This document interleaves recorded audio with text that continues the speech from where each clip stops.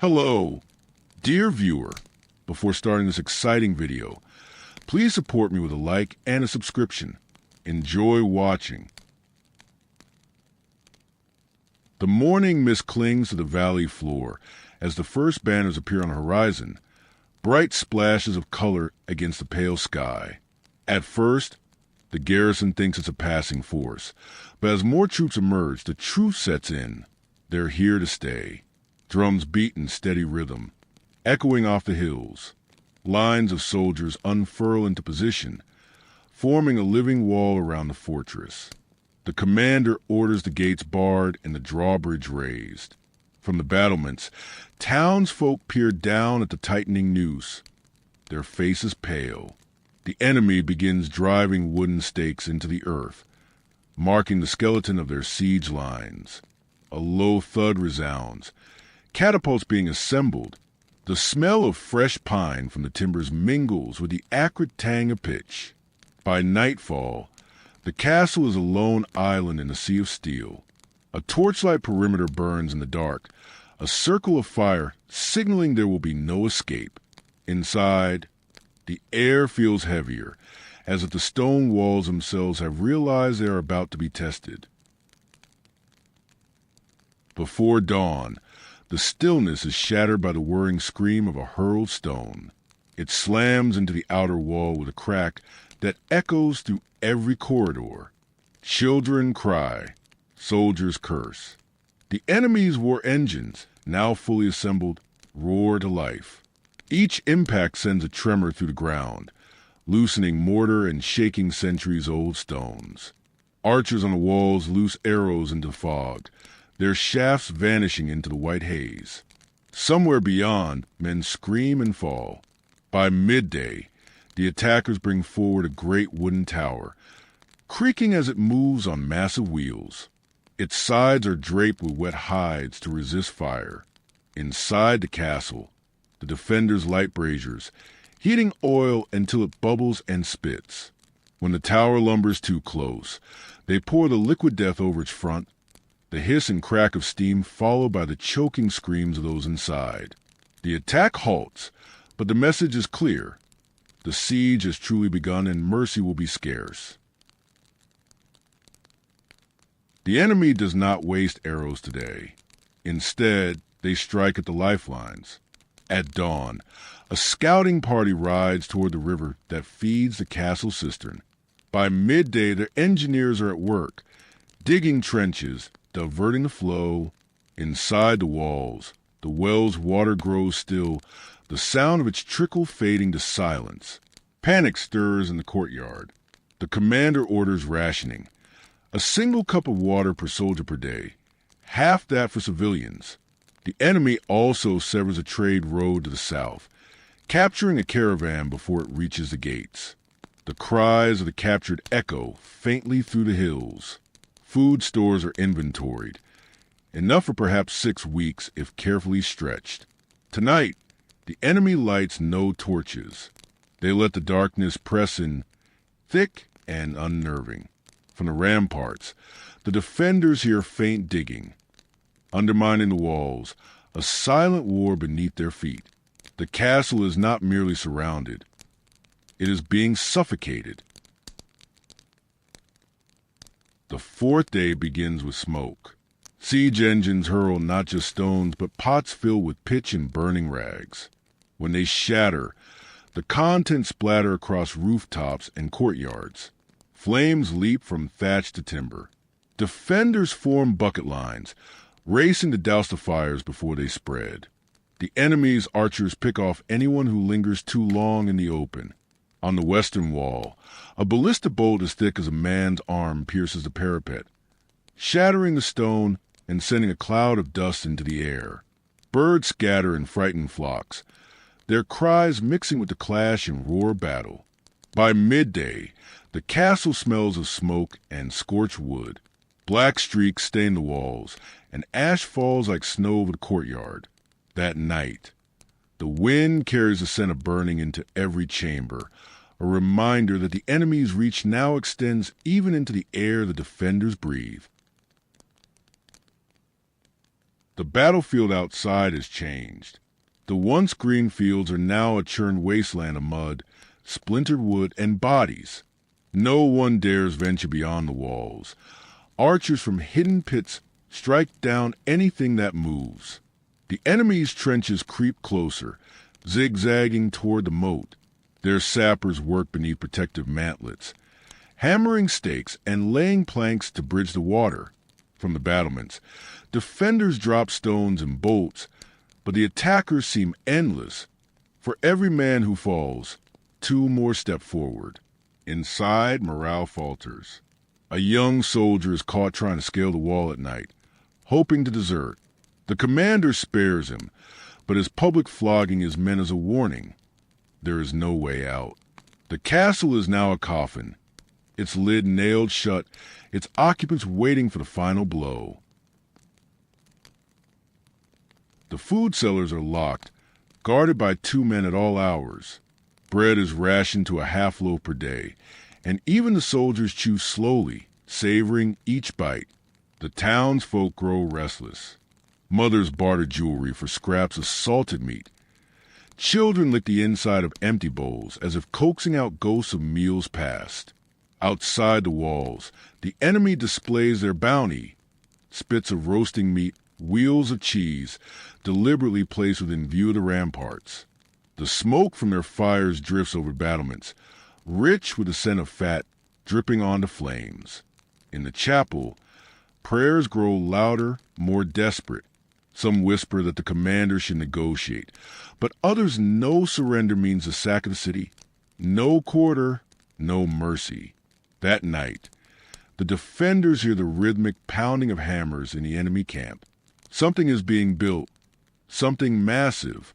The sound carries through the darkness like a slow heartbeat, marking the hours until it will be unveiled. Dawn reveals a thing. A siege ram the size of a small ship, its frame clad in wet hides, its iron head shaped like the snout of a boar. It rolls forward on groaning wheels, pushed by dozens of men under its protective canopy.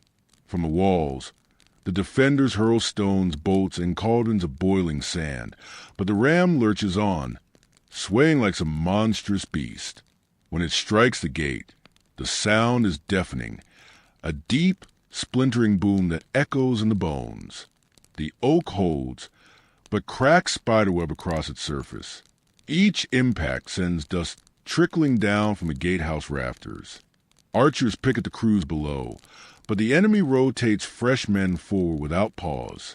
By sunset, the gate is bowed inward, its hinges groaning. The commander orders heavy beams braced behind it, but every man knows the truth. What can only take so much punishment before it gives way. Just after midnight, the ground trembles, not from the ram, but from below.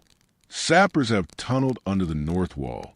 The defenders respond with countermines, sending men with picks and shovels into the earth, their torches guttering in the stale air. Underground, the war is fought in suffocating tunnels, where the clash of steel is muffled by soil. A mine collapses on both sides, burying attackers and defenders alike. Above, the enemy sets torches in the ram's iron mouth, lighting the gatehouse timbers in an orange blaze.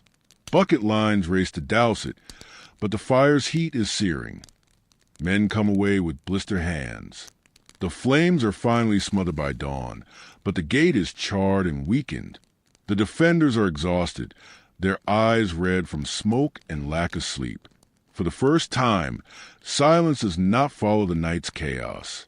The enemy drums beat on, slow and steady like a warning. The ninth day begins with a sound no defender wants to hear. Splintering wood. The ram, striking harder than before, shatters the gate's central beam. With a final groan, the oak doors buckle inward, revealing a narrow gap. Enemy soldiers surge forward but are met with a wall of spears. Fighting erupts in the gate tunnel, where the confined space turns the clash into a slaughterhouse. The floor runs slick with blood. Defenders pile corpses into the breach to slow the push, buying precious minutes. Archers on the flanks rain arrows into press, but the enemy simply steps over their dead. The gap is sealed with hastily stacked furniture and sacks of earth, but the truth hangs in the air like smoke. Tomorrow, the gate will not hold. Inside the keep, the commander gathers his captains. The discussion is hushed, grim. Prepare for the final stand. Food stores are nearly gone. The garrison gathers in the courtyard for what may be their last full ration. Bread, thin soup, a scrap of salted pork, nothing more. Men eat in silence, each lost in thought. The chaplain walks among them, offering blessings.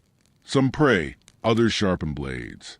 From the walls, they watch the enemy erect ladders, test their scaling hooks, and position their final assault lines. Siege engines roll closer, their crews laughing and drinking as if the outcome is already decided. The air is thick with tension, the kind that makes the skin prickle. That night, the castle is eerily quiet. No arrows are loosed, no fire set. Both sides are waiting for dawn, when the storm will break. It begins at first light. Horns blare, and the enemy surges forward in a tide of steel. Ladders slam against the walls, men scrambling upward as defenders hack and shove them back. At the gate, the ram smashes through the makeshift barricade. The courtyard becomes a maelstrom of chaos. Shouts, screams, the clash of metal on metal. Arrows rain from above, some striking friend and foe alike. A catapult stone crashes into the great hall, sending shards of stained glass into the air like jewel shrapnel. The commander fights in the thick of it, his blade slick with blood.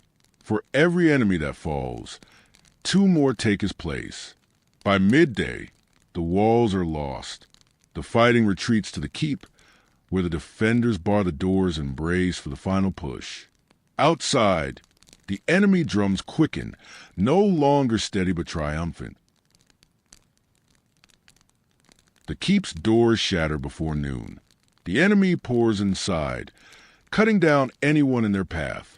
The chapel becomes a last refuge. Its altar is overturned, its stone floor running red. The commander is struck down on the steps, his sword slipping from his grasp. Some defenders are taken prisoner, others slain outright. Civilians are herded into the courtyard, their fates uncertain. By evening, the banners of the attackers hang from the highest towers. Smoke rises from the keep, carrying with it the last breath of resistance. The siege is over.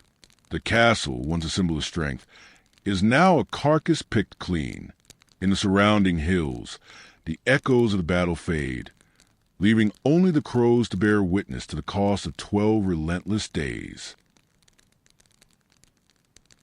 In the days after the siege, the victors scour every chamber, stripping the castle of anything worth carrying. The treasury is emptied, weapons carted away, tapestries torn from the walls to line the beds of their conquerors.